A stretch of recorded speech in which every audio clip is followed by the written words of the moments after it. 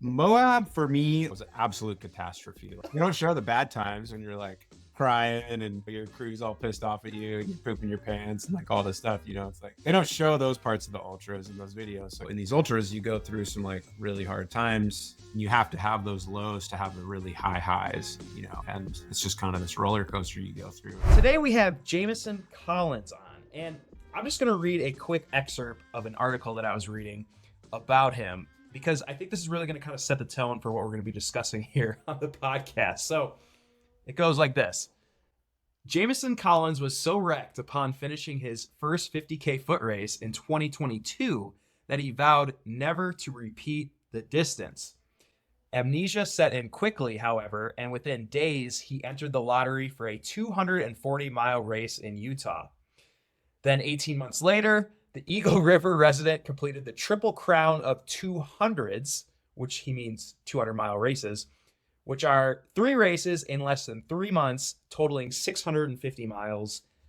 And in second place, it says. Did you get second place in that? Oh. Second place overall in the Triple Crown, Bro. So that's not in any of those races, but that's for the combined times of all 3. Combined. Dude, yeah. That's so sick. Okay.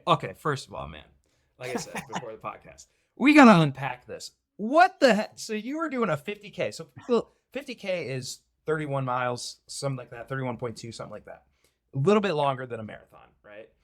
You got absolutely wrecked, sounds like, in that. But as you were describing to me, like the day of, essentially you ended up signing up for this 240-mile race in Utah. So tell me, man, what the hell was going through your head when you did that? Like what happened there, man? I've never been accused of being incredibly intelligent. But I did the 50K after running my first marathon, and it did totally wreck me. Like I did a lot of vert in that race. I was supposed to go to like an actual race that I had got into a lottery for, and that it was kind of right in the like peak of COVID a couple years ago. Yeah, and that race got sure. canceled. Mm-hmm. And I was like, well, I already like set my mind to this, so I'm going to go do it. So I just went and did it on my own. Mm-hmm. And just kind of went out in town and ran a 50K and like almost didn't even finish. Like the last 2 miles, I was just like, I'm going to finish this just so I never have to do it again. Yeah, exactly. Mm-hmm. Check it off the list and be done with 100%. This, and then flew back home. I was living up in Alaska at the time, and I got home and I was like, I couldn't even go back to work because I couldn't walk right and everything. And like, I was watching these YouTube videos and I was like checking out, there was some cool videos of these folks doing 200 milers. And I was like, they made it look super fun, Like, you don't show the bad times when you're like crying and, your crew's all pissed off at you and you're pooping your pants and like all this stuff, it's like, they don't show those parts of the ultras in those videos. So you're like, oh, that looks great. I'll just sign up. And I did. And I did. Yeah. So it was actually, go ahead. So it was kind of like after it, you kind of got inspired from like watching some different documentaries and things, or were you actually thinking about it? Well, it doesn't sound like you were thinking about it during the 50K because you're like, I just want to check this off the list. Yeah. So it was kind of like a little bit after the fact, you got exposed to some documentaries, watched those, and got inspired again, it sounds like. Yeah, totally. And it's like, I mean, I bet you can probably relate to that. Like because you did a 100-miler, right? I was going to say that's exact. I was in like mile 90 and I literally looked at my now ex-girlfriend that was pacing me and I said, I'm never doing this again. I'm literally only doing this one time ever. And now I'm coming back around to doing it again. And then also like a 200-miler. Yeah. I think that'd be really dope. Yeah, dude. So that's like, that's what happened basically is like, I kind of like after saying I'd never do it again, it kind of like, you start to not feel as bad, and then it's kind of intriguing. And I think that's a lot of people's experiences. Like, for a while, every race I did, I was like, I'm never doing an ultra again. And then I would sign up for another one. And then I just kind of realized that that's part of it. That's the cool, it's like you do the really hard thing. And then at the end of it, after the bad stuff wears off, all the good stuff remains. And you want to go keep having those experiences, Absolutely. Love it. Anyway, a little technical difficulties with the mic. That is synonymous with basically everybody's experience in an ultra, is it not? Like, you hate it. and Totally. then you just absolutely you want it back again. What do you think is going on there in Dude, your I head? don't know. It's like, it's like that type 2 fun thing. It's like it's not fun while you're doing it. It's only fun afterwards. And I think like hikers relate to that. Like you go out and you end up, when you're sitting at home thinking about this like through hike you're gonna go on, you're like, this is gonna be the best thing ever. And then you get out there and Totally. it's actually really hard and parts of it suck a lot. But Totally. like, I don't know. I mean, for me, it's really become ultras have become this place for me to learn how to go through really hard times and do a lot of work there and come out of it a better person. Like, and I think that has a lot to do with it. At least for me, like Yeah. I really like knowing, especially I kind of jumped, like I went from a 50K to a 240. I kind of went like big hard right out the gates, but that taught me that you can like make really big jumps. And then I was like, okay, well, I'm going to do another 200 instead of just finishing. I want to do well. And so what does that take? Right. And you know, I was going through a lot of like a really big like personal growth and development phase at the time. And so it was just finding ways. It was using it as a way to like really push that and explore who I was. And, you know, I got So some really it good sounds people around me to help me. Yeah. it sounds like that kind of helped you through that phase of your life in a way. Yeah, for sure. Totally. Yeah. I'm coming up on 4 years sober, like next week. That was a big part of it. Like, you stop drinking and you find out why you were drinking, your whole life, and you got some stuff Yeah. to deal with. And Yeah. I found, like a lot of people, I found endurance running to be a place to explore that and do a lot of that work. So, So interesting, man, because I'm on 4 years too of no alcohol as well. And I completely agree because when you take something away, you have to plug that hole with something else, right? And I also talked to Joe Corcione. He's also yeah. coached by Legend, real good Yeah. kid. And it was the same thing with him. His addiction was actually Adderall. And he was talking about this on my podcast very openly. But that's how he found ultras as Totally. well. I've totally heard his story, and it's just like I totally relate to it 100%. Yeah. I Unreal. think Okay. it's common.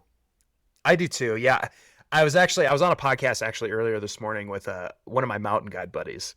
And I was telling him, I was like, yeah, I'm interviewing this guy. He's ran a couple 200s and all this. And he's like, you should ask him like, what's behind that? You know? And I was like, oh, I can tell you what's behind it. I was like, it's behind every ultra runner. It's like, we got demons, baby. Totally, got demons, you run mountains. That's the thing to do, bro. nailed it. Yeah. So, but yeah, so okay, so let's look at the Moab 240. So, can you describe the Moab 240? Because maybe people listening might be through hikers, they aren't really versed in what the Moab 240 is and what it's about, I guess, first of all. Yeah, for sure. So there's like kind of just real quick, like 200-mile ultra marathons are definitely becoming much more prevalent, like globally. There's a lot more than there Right. used to be. And there's a series of North American 200 milers that have become pretty popular. There's some folks called Destination Trails that put on 3 of them, now 4 starting next year. They're adding a 300 miler in Arizona to their calendar. And then Cocodona, who a lot of people probably have heard of or know about, Right. is a 250-mile race in Arizona. And those have become really popular, and they are kind of like a normal ultra where you have aid stations every so often, and you can have crew and pacers, and there's food, and it's like the cool thing about the 200s, like the Moab 240 and Cocodona 250, are like they're basically like little mini through hikes, but you have like trail magic the entire way. Like it's just like I agree. there's Yeah. somebody cooking you a burger, and it's like, what do you want on your burger or whatever, and you're like, oh, this is rad. Like 100%. Yeah. yeah. And so yeah, to kind of specifically answer your question, the Moab 240 starts in Moab, ends in Moab. It's a big 240-mile loop, goes out through canyon lands, goes up over a couple mountain ranges through 2 Okay. different deserts, and it's a course of extremes. Like you go from 4,000 feet up to like 11,000 feet twice. You experience a lot, and the cutoff is like 120 hours, so you got like almost 5 days to do it. Okay. So you can like totally realistically, you could start walking out of Moab and get back underneath the cutoff and finish that ultra marathon without running a step, you know? So Hmm. it's, it's kind of cool in that way. It can be a Mhm. hike if you want it to. Mhm. Certainly I run, you know, I've tried to run it competitively this year, and so I was moving a lot quicker, but Yeah. from the front and the back of the pack, there's about a 50-hour swing, or 40, yeah, about a 50-hour swing between the first place finisher and the last place finisher. So Wow. Okay. yeah. Okay. So that was your second. Oh, so again, I'm going to take an excerpt of this article. It says, quote, "It was an absolute catastrophe," said Collins, who battled blisters, debilitating fatigue, and a myriad other challenges. Quote, "I didn't think I was going to make it most of the time. I just had some really intense, life-changing experiences. But I thought I want to do that again. So then I signed up in 2023 for the Triple Crown on the drive home from Moab. So we'll touch on the Triple Crown, what that is here in a second. But talk us through your experience with Moab. What was the life-changing experiences with this? Yeah, Moab. So Moab for me, like it was an absolute. The first one that we're talking about was an absolute catastrophe. Oh, Like okay. Yeah. I'm not blisters going into the first aid station at 8 miles on my feet because I like I'm not from. Really? Well, I'm from like Northwest, you know, the Pacific Northwest, where it's all Where moist. everything's shaded and cool, yeah, Yeah, and wet, a little damp, but yeah, nothing over like 70 degrees, 80 degrees. Yeah. yeah, not like No yeah, not sand. totally. No, yeah, sand is a big part of Moab. Yeah. So I was down there like wearing sandals in the desert for like the week before the race, and my feet got all dried out. And so when I started running, like they just cracked wide open. Like right at the beginning of the race, I knew I had problems. And by like 50 miles, my feet were just like Whoa. falling apart. And Whoa. I was like fairly undertrained. So I started having like IT band issues. And like, I mean, it was basically the wheels came off the bus like pretty early on in that race. And I just had to like get Wow. out and start walking through it. And like, but I was running with a buddy who I like we kind of both were having a really hard time, but we didn't want to quit on each other kind of thing, you know? Um, and that went on for like some days, dude. Like I think we were like going into the fourth day, we were like realizing that we were maybe gonna make it, you know? Like, well, like we Holy haven't died shit. far. I might actually get to the finish line and survive. Yeah. I Yeah, agree. totally. And then so that was that. That was like, I mean, we're talking like 4 days of just like I would take little naps I would like hop in the Subaru each night and like try to get a little bit of sleep, and I would just like do everything I could to not get out of that Subaru. Like I don't want to go back out there and do that for another 18 hours, you know, and like but I would cuz like my buddy was waiting for me. I didn't want to let him down, you know, so I'd get out and go, and we just kind of like kept powering through it. And then like you go up the last like 60 miles of the race, you go up into the LaSalle Mountains, just like east of Moab. Beautiful mountains, like kind of the southern tail of the Rockies. Like you get up to 11,000 feet, just super cool, high altitude aspen forest. Like, you know, it's like Colorado, but just like a Yeah. little bit different, you know, those mountains down there. Mm-hmm. And I love being up in the mountains because that's kind of where I'm from. I like got up out of the desert, but I was still totally wrecked. And then it was kind of like the sun was going down in the aspens, and I had these like beautiful mountain views, and I like hit this little downhill and I started running, and like everything that I had been feeling for the last 4 days just like went away. Like, No. and I was like, yeah, dude. I was like in like a brand new body. Like my feet didn't hurt. I couldn't feel the like gaping holes in my feet. Like I couldn't feel the chafe that I had from days and days. I couldn't feel the sunburn. I couldn't feel the heat rash. Like it was just like I was a brand new person, and I just started running. And like it felt like out of body for me. You know, it's and these I found out these are like if you go run for 3 or 4 days, like that's what happens, and that's why I keep doing them. You know, but it was just like this totally transcendent experience that I had up in the mountains, and I was like, I came out of, you know, and that went away. That was just like a high moment that you experienced during ultras, and it was followed by a pretty low low eventually. But like, I held on to that feeling, you know, and that was when I learned that like, yeah, you go in these ultras, you go through some like really hard times, and you have to have those lows to have the really high highs, you know, and it's just kind of this roller coaster you go through, and you get good at dealing with the lows, and you get, you take the highs as they come and you ride them as long as you can, and you let them go when they go, and,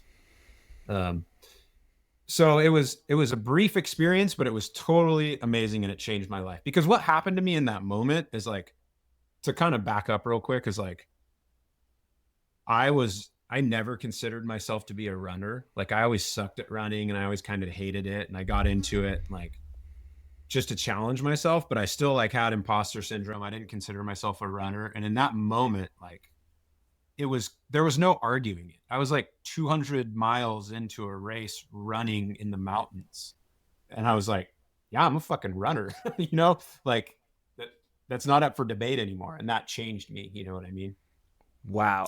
That was going to be one of my questions was, do you even like running? Cause like, people assume I like running. I don't really I'm way more of a gym rat than I am a runner.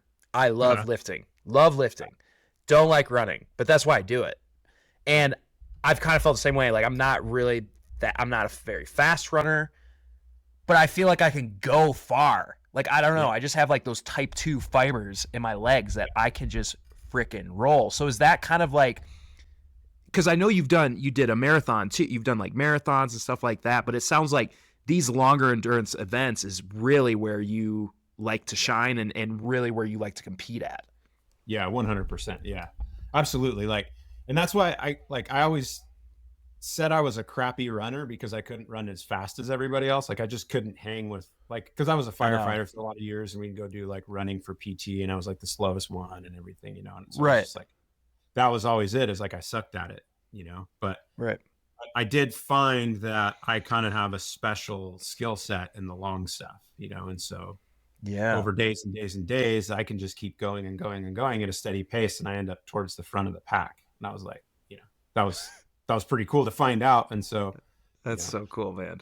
Yeah. I'm just going to keep pushing that, Heck yeah. So you finish Moab, you have this kind of transcendent moment that I'm sure you've probably have now taken with you into other ultras and things. Yeah. Right. So then you went out. So that was in 22. So then in 23, you did the Triple Crown, or you signed up for the Triple Crown on the drive home from Moab. Okay. Yes. Can you tell us, so what is the Triple Crown of running? What is that all about? What does that entail? The Triple Crown of running, as opposed to like the Triple Crown of thru hiking, the Triple Crown it's actually the 3 destination trail 200 milers that they put on in the course of a summer. So it's one company, this event company, that puts on these 3 races. They're 3 200 milers. So it's the Tahoe 200, which is usually in June. It's the Bigfoot 200 up in Washington that is in August, and then the Moab 240, which is in October. So it's these 3 200 plus mile races spread out over like a 3-month period. Yeah. Okay. And, a lot of people, you can do just one. Like, I just did Moab the first year, and they're lotteries. You try to get into them, but you can sign up to do all 3 and skip the lottery. And then you can essentially, that's how you do that. Okay. Yeah, totally. Yeah. And so there's, it's like an open period where they open it up just for registration. And there's usually about like 50 people, I think, that do it each year, or sign up for it each year, and start it. And then, I don't know how many people finish in a year typically, but it's less than half of that, So there's only 50 runners that sign up for Triple Crown. Yeah, exactly. Yeah. Yeah. Now, how many would be like? I'm really interested in the Bigfoot 200. Yeah, it's a sweet race, dude. Yeah, and because I used to live in Oregon, I'm in Washington a lot. Is that near Rainier up there? A little bit. Yeah, it's farther south. So it starts at Mount St. You start like right at the like climbers route at Mount St. Helens, like on the south side of Mena. Yep. You do like a bunch of you almost circumnavigate Mount St. Helens. Love that trail, which is the Lewitt Trail. Freaking love it. Yeah, it's like the most underrated. Like Mount St. Helens is like it is places in the Pacific Northwest for sure. Like, you go out there and there's nobody out there. Like, I love it. Yeah. Starts there, and then it heads straight east towards Mount Adams. And so you're just like marching out towards Mount Adams for a couple days, and then you get almost there, and then you hook a left and just start heading north towards Rainier. And then you end up in the valley south of Rainier. Like Packwood is like a little PCT stop, little Packwood. Dude. It basically ends right down the road from Packwood, out in the Cowlitz Valley. It's an epic. It's a big point to point. So it's 200 like 8 miles point to point. Like, so you cover some ground. Like it's not like a loop or a out and back. It's like and see a lot of cool stuff. Yeah, on the way. Yep. So of the three, which is your favorite? I mean, they're all, I could say different things for different reasons, but undoubtedly Moab is my favorite race. Like, interesting. Yeah, for sure. Like for two reasons. One, for the experience I had the first time that like absolutely changed my life forever. Mm-hmm. And then going back this year at the end of the Triple Crown, showing up a year later as a completely different person. And, basically I finished, I think like probably fifth place from last the first year. And I finished fifth overall the second year, like shaved like 30 hours off my time. So like I learned how unreal. I had good like my coach, Jeff Garmeyer, legend, like he had a lot to do with that. And I had a really good crew and I had really good support and all that. But like I did a lot of work and changed who I was over the course of a year. And for that to be like that place, Moab, to be the backdrop of that transformation is like epic to me, like to be the first year, the whole experience was like I'm wandering out through the desert, like on the way to Mordor, like with my feet burning and everything sucking. And the second year, death marching, yeah, exactly, death marching for 5 days. And the second time was like having a blast, crushing running miles for 3 days, And so it was like unreal. Yeah, totally. It's a special experience to me, like. So cool, that's man, for sure, and it's just beautiful, dude. Like Moab is such a good place to go run around. So you touched on the fact that you kind of came in. So it sounds like you hired a coach at that point. So in 23, you hired a coach. You had a really good crew. What's really crazy to me is that you have a construction job and you're training for these races at the same time. Well, how the hell does that fit in? How are you doing this? Honestly, like, so I don't do construction anymore. I was, when I started the Triple, like up until after I finished the Triple Crown this year, I was doing construction. And I worked for a company that was like a super cool company that gave me the flexibility to like take a bunch of time off during the summer and go run all these races, which was rad. But it actually like helped. I mean, for 200-mile running, like working an 8-hour to 10-hour day, like picking up heavy stuff and like being on your feet all day long and getting tired and then going and running, like that's a pretty good training program. Like, sure. Like I don't do 8 hours of construction every day now. And I actually have to like run, it's like, I don't have all that time on feet anymore. So I have to make up for it because I'm like sitting at a sewing machine all day. I'm like, training for a 200 was way easier when I was working, 8 or 10 hours a day. Interesting. Okay. Interesting. Yeah, and we'll get to what you're sewing on here in a second too. Also, sure. When you hired the coach, so when you hired Jeff, we've had Jeff on the podcast before, legend. Like, what was the biggest, because you were basically training yourself in 22. Yeah. What was like the biggest thing that you benefit of hiring a coach for you, do you feel like? And because it sounds like it really worked out well for you, going into 23. Yeah, absolutely. So Jeff's a great coach, first of all. He's changed. Basically, I think anybody who struggles to most of us who try to run ultras feel like they're not doing enough. Then we try to do too much and then like get injured. Like that was the kind of cycle I was in a lot, is I would be like, oh, I need to go run way more. And I couldn't really do it organized and structured. And I ended up like hurting myself. And so just having him like keeping track of the hours that I was running every week and slowly progressing me upwards over time. Yeah. Where I didn't even have to think about it. I just had to look at the little app every day and be like, okay, I got to go out and run for 120 minutes today, Yeah. And he'd give me focuses and the things to work on. Like that's probably the biggest part of it, was like the added consistency in my training. But then also Jeff is like, the guy's hiked like more miles than like anybody. I think like the guy like knows, like he's a fast hiker. He's done a ton of FKTs. He's done, he's good at 200-mile ultra marathons. Like, so he has this skill set, and he is like, he makes you practice that stuff, like being efficient, getting in and out of bed quickly. Like, just like when you're on the trail, like how quickly can you, how do we get through this day? Like I read his book, The Free Outside. And like one of my favorite lines in that book is like, the best way to do more miles in a day is to spend more time hiking, right? It's like, it's not about like trying to hike the fastest and like all that. It's about just being super efficient. And like, that's what he really brought into my system, and like really made me practice those things. And like, Yeah. most of the difference in the 30 hours between Moab 1 and Moab 2 was like just not wasting as much time. Can you give some examples of that, like during an ultra? Like probably one would be getting in and out of the aid stations quickly, because freaking people, and I know I did, I would sit at a freaking aid, especially my first 50K. I don't know what I was doing. I was just sitting there trying to pick out, oh, what food do I want? What is this? What sounds good? Meanwhile, everybody's just passing by me, you know what I mean? So I'm sure that's probably one of them, but like, what are some more maybe?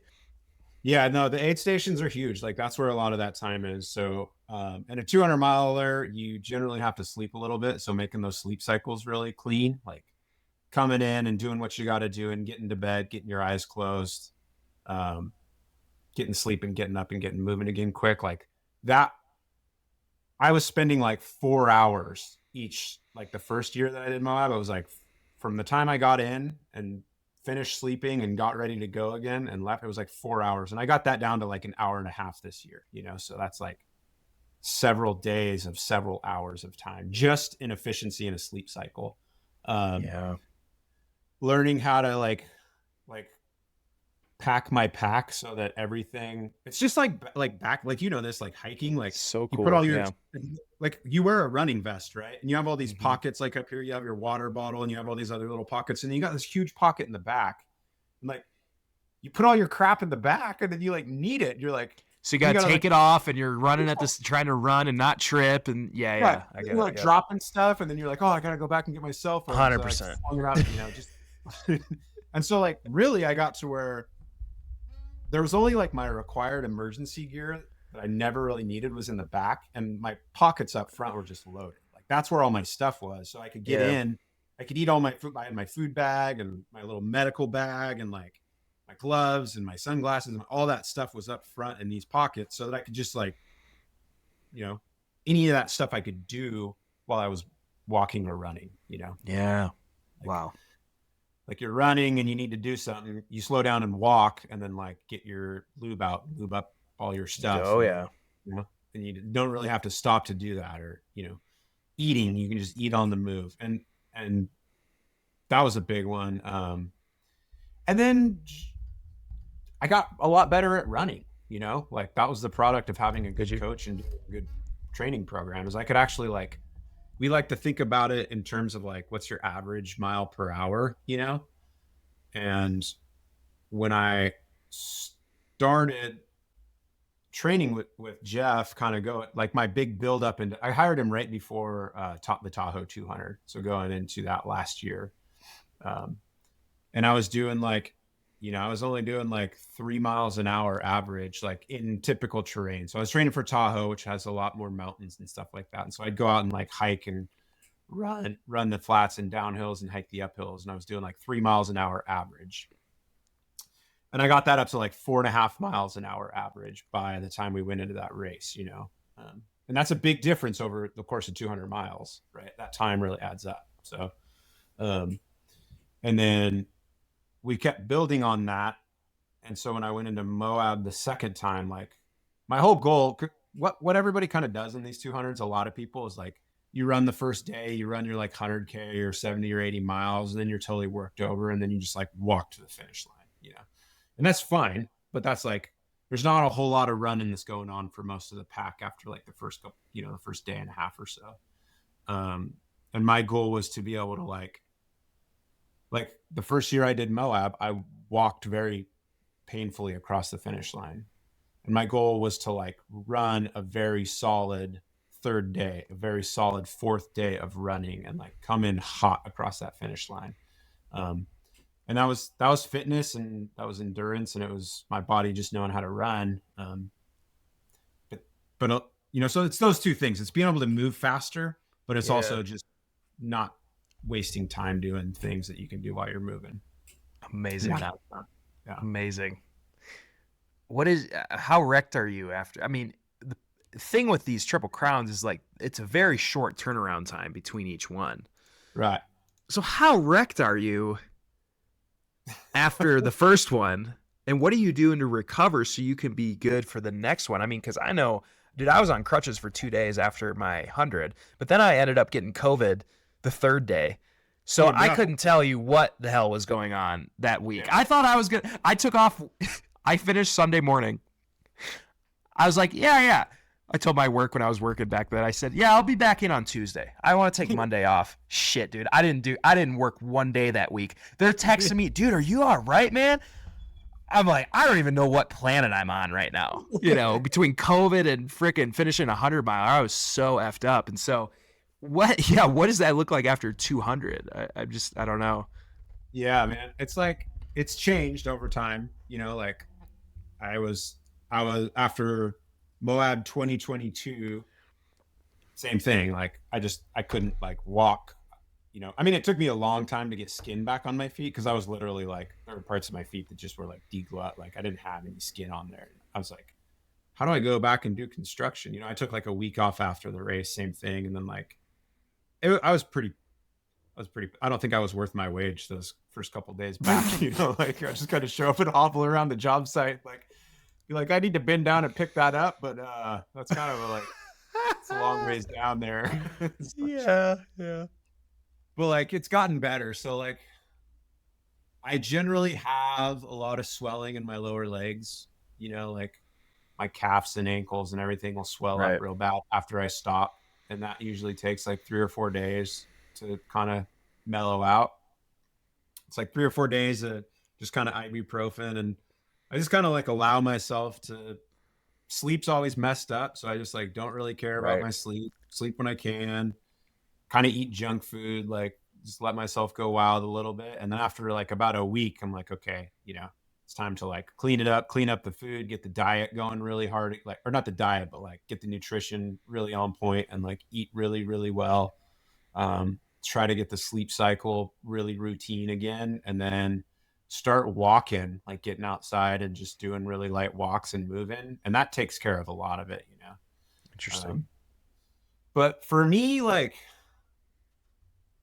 you think you're recovered when you can go outside and run again, but it really, for me, I've learned that like to really be able to run well again, it takes me like 3 weeks to a month, and I'll be running before that, but we just keep the volume super low and we just keep it. We don't really like pay too much attention to anything. We just kind of go out and move and walk a little bit, run when you can. And it never feels really good. So you like run until you want to walk again. And you just try to go out to cool places and have fun with it. And then like I usually have like this one run where I'll go out and I'll just feel super great. And I'll run really fast and I'll be like, yeah, I'm back, and then like, I'll tell Jeff like, dude, I'm back. And then like the next day I try to go do it again and I just feel miserable. And there'll be like this little like kind of like shaky period where it's like hit or miss. And then after that, usually I'm like pretty good to go. And we roll into like, getting back into a schedule of training for whatever's next. So yeah, absolutely. About a month usually is pretty typical. So, okay. That makes sense. Yeah. Wow. Yeah. And I think people can get that, down a little bit better. Sure. But after a 200 miler, I think that's probably like a pretty good starting place, is like, don't expect yourself to feel okay for like a month, Right. Well, it's got to be stressful for you because you're thinking, oh my God, I got to be better for the next freaking race. Yeah. Well, Tahoe, between Tahoe and Bigfoot this year, because Tahoe got postponed because we had so much snow in the Sierras. And so we had like 17 days from Tahoe to Bigfoot. And it was a lot of rest and a lot of good nutrition. And I ran once and that was about that. And we showed up for the starting line of the next 200 and we're like, we'll see what happens. Bro. But Legend. dude, yeah. And there was a bunch of us that all the triple crowners, that's what we had to do, Wow. And to me, I thought it was cool. Like it just made it an extra unique challenge. And Yeah. I learned that I could do that, Yeah. Unreal. So what's next for you in terms of ultras? I mean, you've done the Triple Crown, you've done 200 milers. Yeah, what's next for you? Like, what's your next goals with that? Hey guys, real quick, would love if you could give me a 5-star rating over here on Spotify or whatever it is that you're listening to. And that's it. Let's get back to the podcast. I mean, I really my goal is to get really good at to learn how to be really competitive 200 milers. Sure. And so I've kind of laced some bigger goals up into that, with that goal, that original goal in mind. I really like FKTs. I think FKT, the longer FKTs are super cool. That's what Jeff, my coach, kind of specializes in. And we're kind of working towards some of that stuff. Mhm. I'm going to shoot for the Oregon Coast Trail FKT this summer, which is 400 something miles, just get into that. It's okay, I know how to run for 3 days. Let's learn how to run for 6 days or 7 days or 8 days or whatever, Yeah. So I'm kind of going to start to dip my toes in that, but that's still just to learn how to be better at 200 milers, Interesting. And I really like backyard ultras. Have you ever done one of those or heard of those? No, what is that? No. It's this just terrible thing where everybody stands in this little starting corral together and they run 4 miles every hour. No, those freak me out. Yeah, dude. They're terrible. Yeah. Yeah, I'm experimenting with those. I did one in January and I'm doing another one here in a couple weeks. I'm hoping to kind of experiment with them and then be done with them and move on. They're pretty miserable to do. I don't know why. I have a spot for them. I just keep going back for them. Well, you're looking for that challenge. I mean, everything, the theme of this entire podcast right now is you are looking for that extra challenge and you're looking to build upon your previous experiences to take it to the next, create your longer runway, and so, which I think is really cool and something that, again, is very common for ultra runners. They do 100. Oh, maybe I can do a 200. They're kind of it's almost like you're looking for that limit of yourself and you really haven't found it yet. Yeah. Well, I think that's what's so neat about it, dude, is that's how I used to look at it, is let's find that limit. And the way my coach framed it up to me is no, you're just unlocking things. You're just unlocking the next thing for you. And then once you unlock that, then you have all this space to grow and work towards the next thing. And you never hit your limit. It just keeps getting higher and higher, And so it's you always kind of feel like you're in the same place. It's always really hard and it really sucks. And it always feels like you're going to fail miserably. And right. And that's perfect. That's right where you want to be, because then you look back to 2 years ago and you're completely unrecognizable to who you used to be. And that's the sweet thing about it. It's I still feel I'm going to go do this 400 miler. That seems I don't know how to do that, but 2 years ago, I was there's no way I could do a 200 miler. And so right. You just keep leveling up. And I think that's kind of an important thing about all this is I don't compare myself to other runners, other athletes. Big. Mm-hmm. Getting on the podium of an ultra marathon is not about, it's not about that for me. It's about I don't compare myself to other people. I compare myself to who I used to be. And that form of comparison is super healthy. Yeah, absolutely. Dude, so, yeah. You have been dropping some knowledge bombs in this podcast, man. These are going to be some good clips. So kind of transitioning from ultra here. So you ended up creating your own cottage company. Yeah. Now, what spurred that? Because it sounds like it might have been something in the Moab 240 that kind of spurred the creation of that. And then how also, because business, it sounds like, are you working for yourself now? Is that what you're doing? Yeah. Yeah. So 100%. Yeah. Interesting that you unlock all these things with ultra running and now you kind of parallel with business, right? Yeah. And this happened to me too, because now it's like, oh, I can do this. Oh, I sure as hell can do that now, Exactly, right? too. Yeah. So yeah, tell us a little bit more about what happened during the Moab 240, and then like what you've been creating with this Cottage company here. Yeah.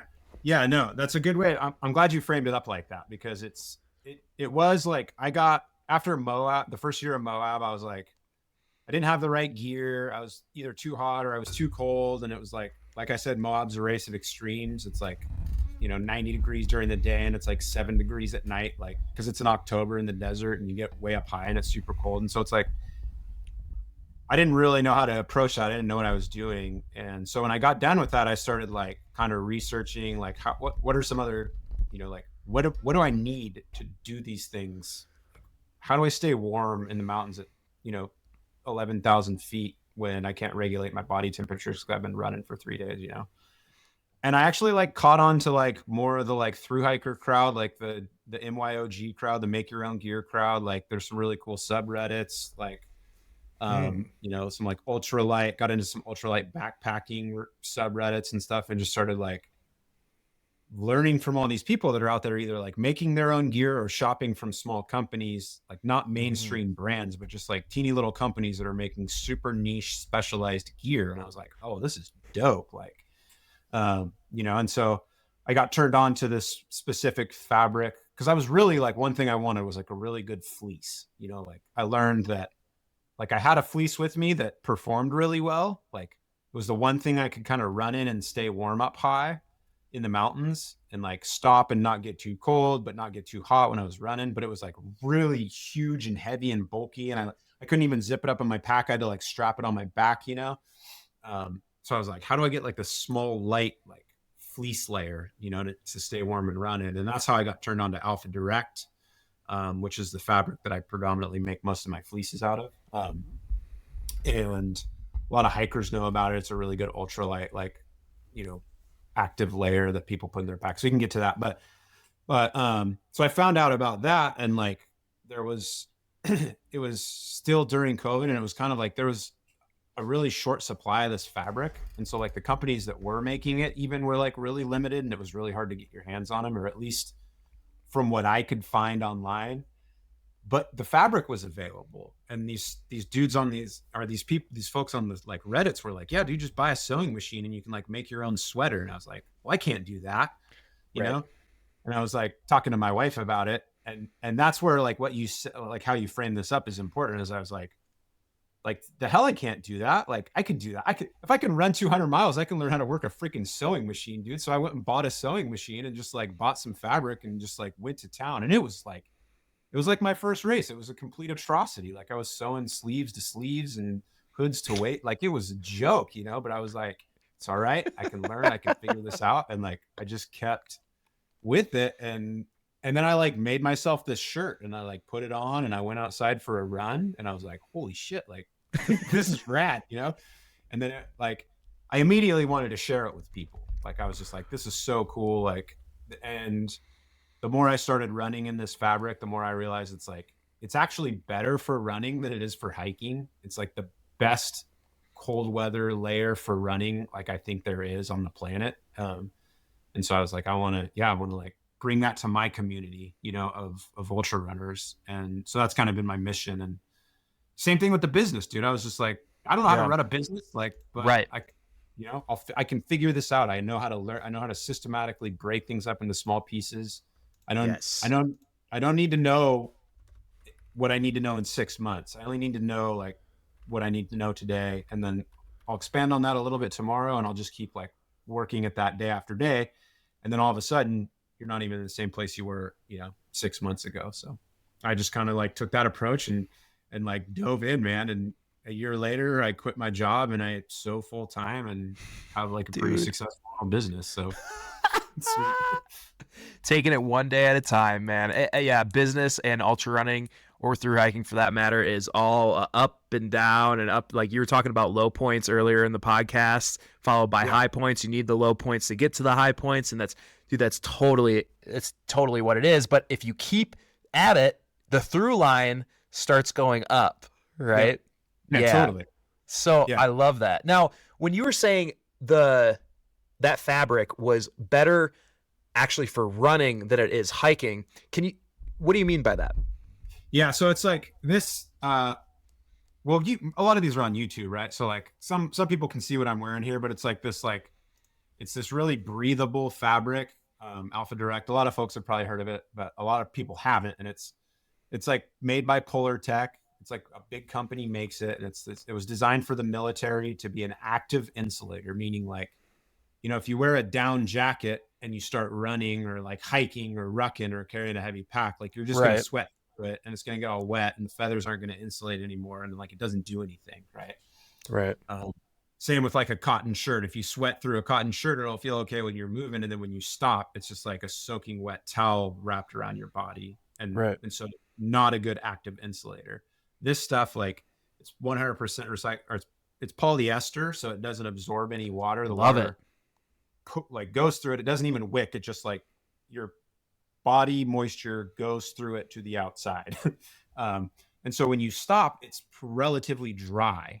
And so it maintains its loft, it stays dry. And when you stop being active, it still keeps you pretty warm. And that's where, especially for like the multi-day or longer, like even like 100 milers, like overnight running where, you're out running, but then you have to stop because you're at an aid station or you just got to sit down on a rock and contemplate the horrible decisions you've made that have led you to this point or whatever. Like, at least you can be warm in that case. You know what I mean? Like,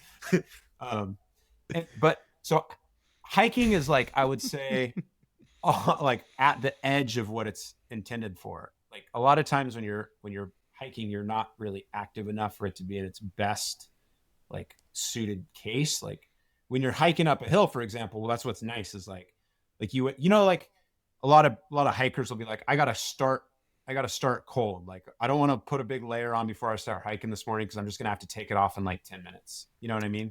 I literally just did a video on this. Be bold, start cold. Yeah.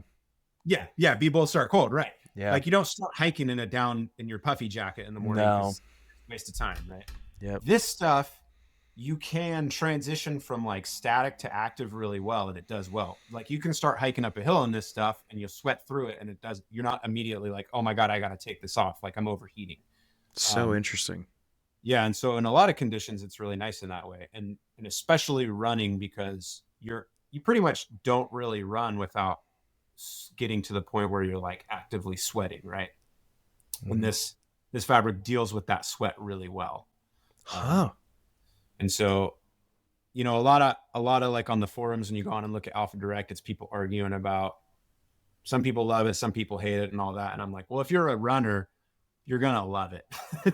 And when I started making this stuff, I started sharing it with other runners. I'm like, hey, try this out. Like go run in this. And they're like, wait, what is this? It's like the best thing ever, because of that. It's like 30 to 50 degrees, I'll run in one of these. Just nothing but it, just next to skin. Just like most of my training, like I'm in Oregon, I train all winter long and I'm just like outside in one layer, and maybe I'll take a windbreaker or a rain jacket if I need a little bit of extra protection, but that kind of system works really well. Interesting. Yeah.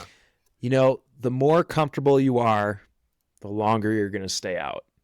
Dude, that's what one of my, I used to be really big into hunting, and one of my hunting buddies would say that because he would get like expensive clothing, and I'd ask him why, and he said that, and I thought,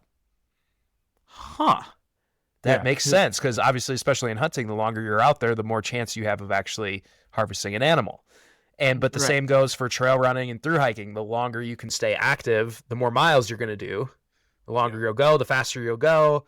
More comfortable you are, the less you want to quit. The whole thing. Yeah. Yeah. Yeah, that's a big one. Interesting. Okay. So for my listeners, most of my listeners might be, they're either ultra runners or they're runners or they're hikers or like you said, I have a very eclectic group of followers, I guess, because I like to do a lot of different things. Yeah. Yeah. Totally. But some of them might not know what the definition of a cottage, a cottage company is versus maybe like a more corporate type of company, like, I don't know, freaking REI or Hyperlite or something like that. So can you kind of explain, like, what is the difference between those two? Yeah. So it's cool. Like the cottage gear industry it's like a global thing. Like there's little companies all over the world, and it's essentially, it's like, I've listened to podcasts, and I've listened to people try to like define what a cottage company is, and it's like kind of undefinable, but it's essentially, it's like, it's generally much smaller than like a big brand like Arc'teryx or the North Face or something like that. So there's a scale side to it, and it's usually a company that's born out of one or two people or a few people that start making this product to fit a very specific need. And so it's not, the best way I would describe cottage industry is companies that are making something that is specific to a need versus trying to be useful in a bunch of different situations. Like a lot of rain jackets you see in stores are like, they're like the breathable, durable, water repellent rain shells. Like breathable and waterproof, those two things shouldn't go together in my mind. Like it's stupid, Right. They're not waterproof and they're not really that breathable, so they kind of suck at both. But that's because those big companies are like trying to make this one thing to the masses. Exactly, that like fits a need for everybody and doesn't really actually do much for anybody.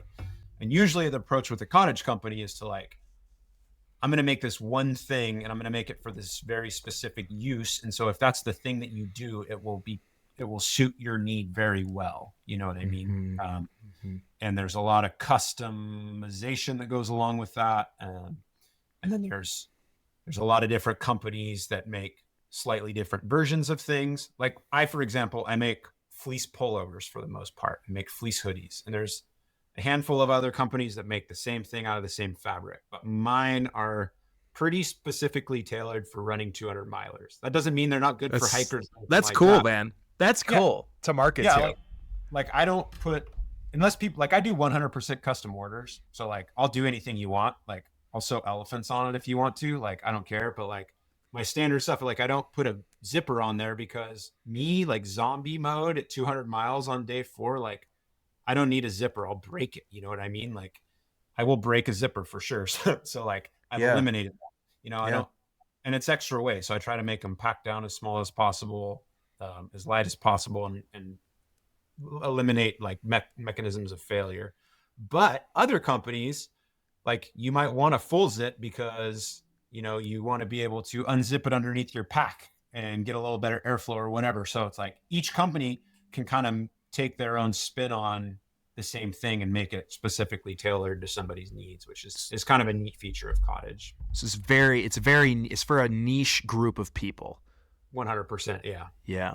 Versus bigger ones like North Face and bigger ones like that. Yeah. And I'd say like a large portion of the cottage industry is like, there's a lot of people making custom backpacks. Like that's one thing you'll see a lot of. That's the first thing that comes to my mind when I hear cottage industry. So yeah, and that's a lot of it. But then there's a lot of companies doing other super cool stuff, like making clothes and making, fanny packs and making, like there's dudes or people that have like crazy laser cutters and they're making like trowels for digging cat holes, like whatever. Like there's just people making all kinds of rad stuff out there, and it's all on the internet. And I wish I could tell you the link, but if you just Google like directory of cottage companies or something like that, like I think Section Hiker puts out like this alphabetical list of cottage companies, and it even has like a little description of what they are, like if they make apparel or if they make custom packs or if they make like accessories or tarps or whatever. And it's like there's like hundreds of companies on that list, and you kind of just cruise through there and like check out a bunch of brands that are out there making stuff.